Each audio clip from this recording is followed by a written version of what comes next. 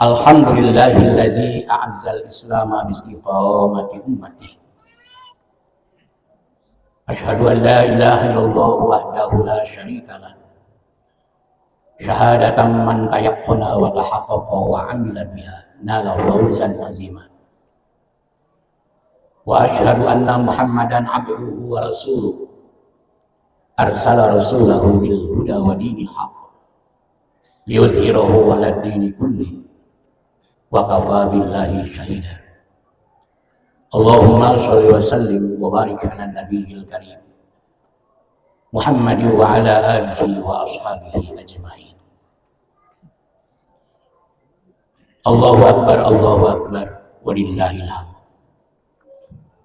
Ikhwan fiddin rahimakumullah, selalu dan senantiasa memuji Allah Azza wa Jalla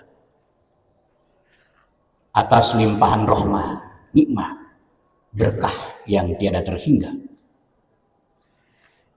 tiada sebanding, tiada tanding, terlebih bila dibanding dengan amal ibadah kita yang serba kekurangan, jauh dari kata layak dan khusyuk, tumakninah, pasrah.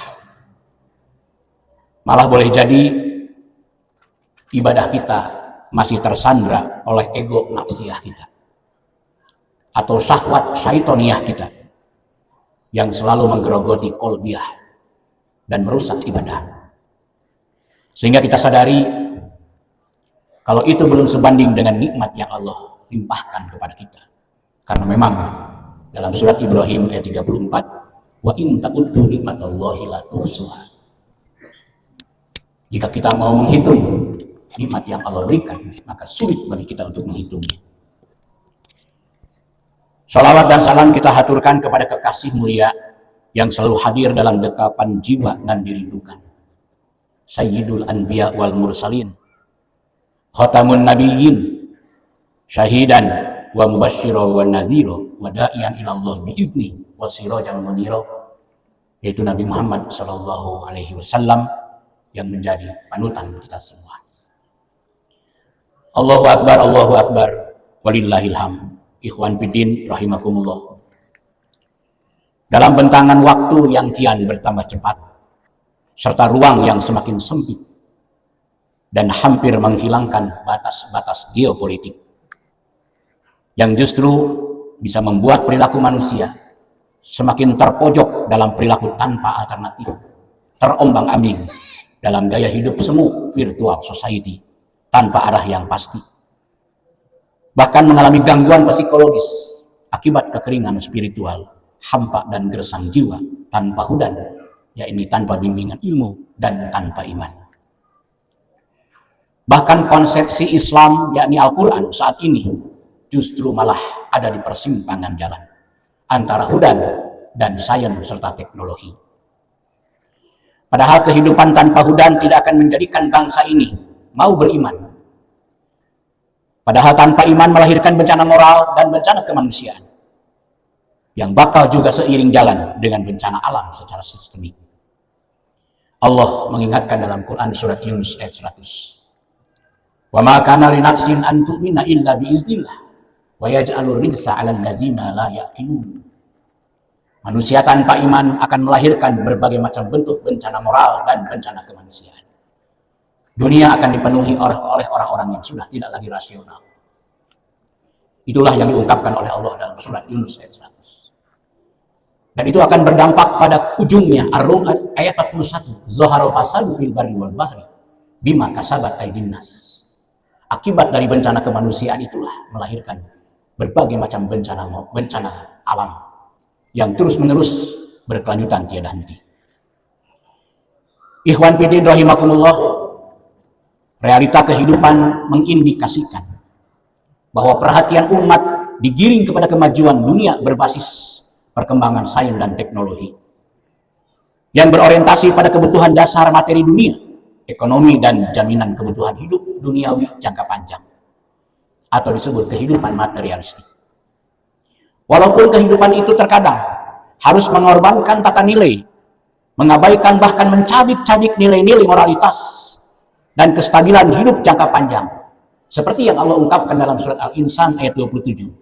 Ulaika yuhibbunal ajilata wa yadharuna wara'ahum yauman sakila.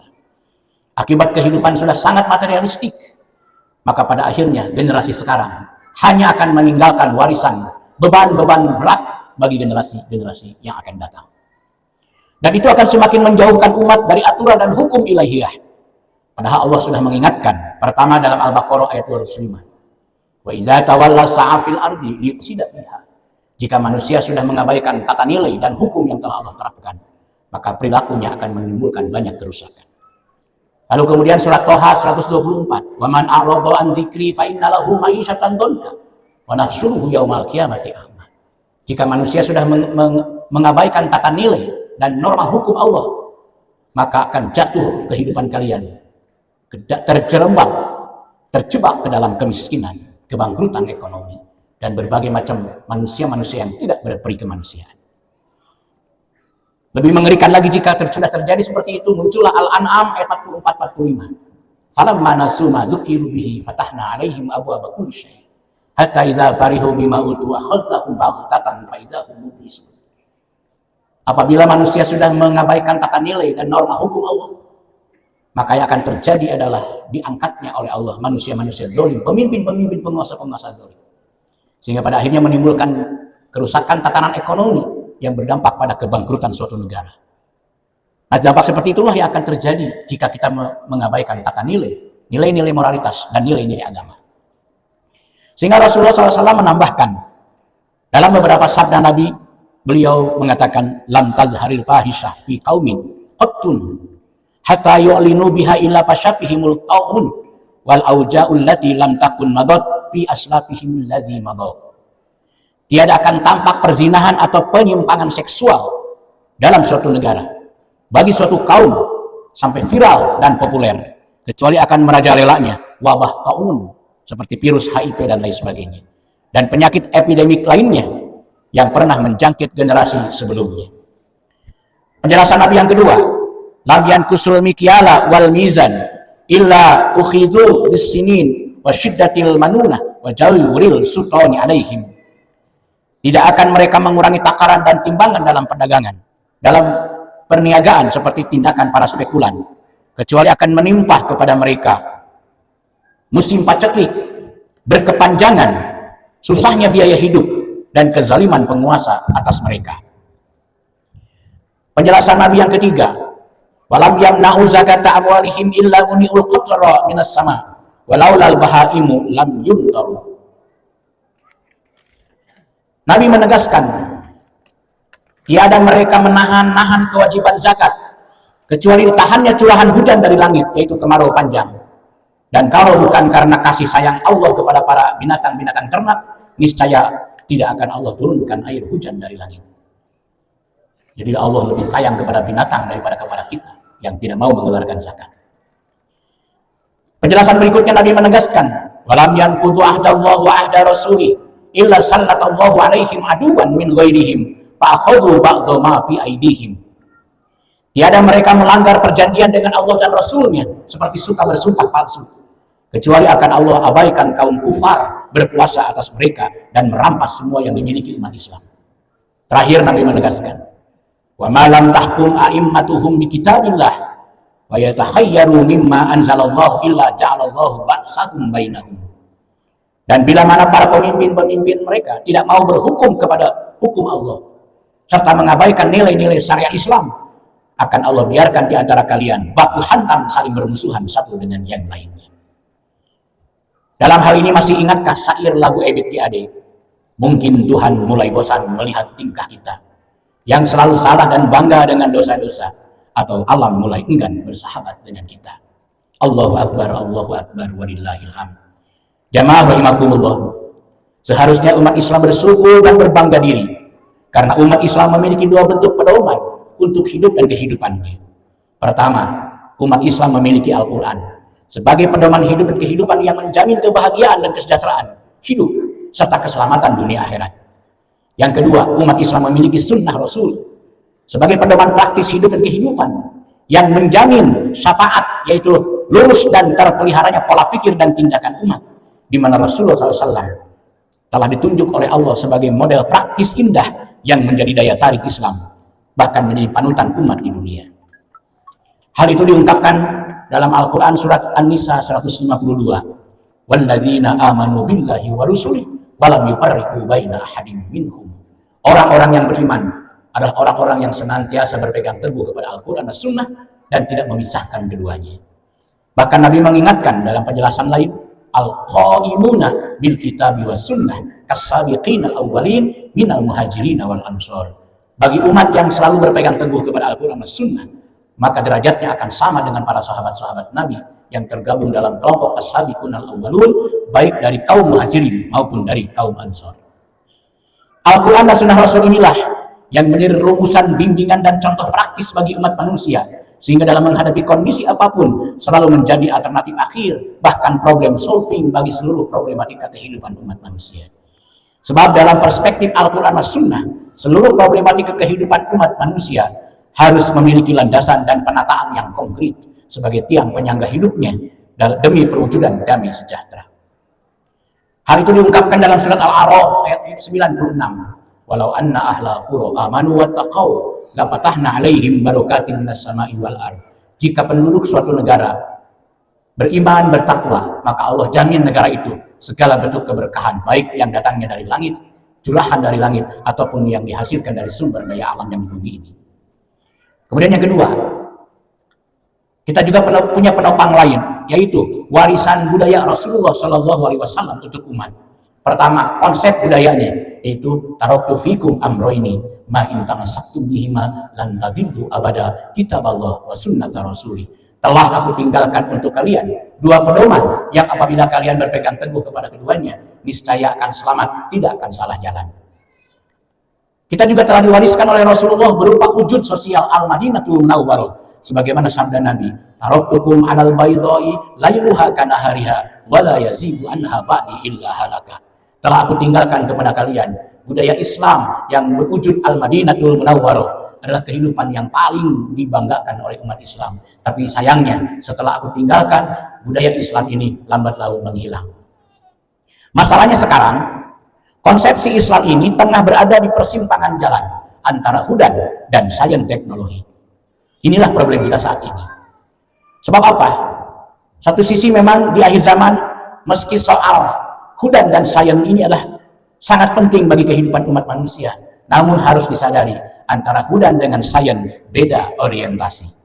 Pertama, orientasi hudan, yaitu Al-Quran dan Sunnah, lebih kepada pembangunan sumber daya manusia berbasis nilai-nilai moralitas serta loyalitas pengabdiannya ditujukan hanya kepada penataan kehidupan menurut norma aturan Allah, bukan lagi pada kepentingan subjektif dirinya yang tidak terkendali.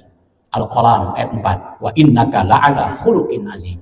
Lalu diperkuat oleh hadis Nabi, innama bu'istu liutammima makarimal akhlak, bahwa aku diutus oleh Allah untuk menyempurnakan nilai-nilai budaya, nilai-nilai akhlak. Kemudian yang kedua, orientasi sains dan teknologi lebih kepada pembangunan sumber daya manusia ke arah infrastruktur, baik struktur ekonomi maupun pembangunan yang bersifat fisik, yang tidak lebih kepada meningkatkan nikmat duniawinya sesuai dengan dorongan syahwatnya. Terkadang harus menabrak tata nilai dan merusak rasa beragama, itu impak. Sadarilah, sains teknologi merupakan tuntutan dan tantangan zaman yang tidak bisa kita abaikan.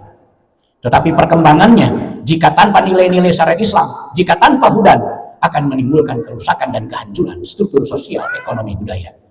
Dan yang jadi korban siapa? Yang jadi korban adalah generasi demi generasi yang ke depannya. Padahal Rasulullah SAW sudah menjelaskan, likulli syai'in imadun wa imadu hadzal din al-fiqhu. Segala sesuatu memerlukan tiang yang menopang kehidupan umat manusia adalah pemahaman terhadap nilai-nilai Islam.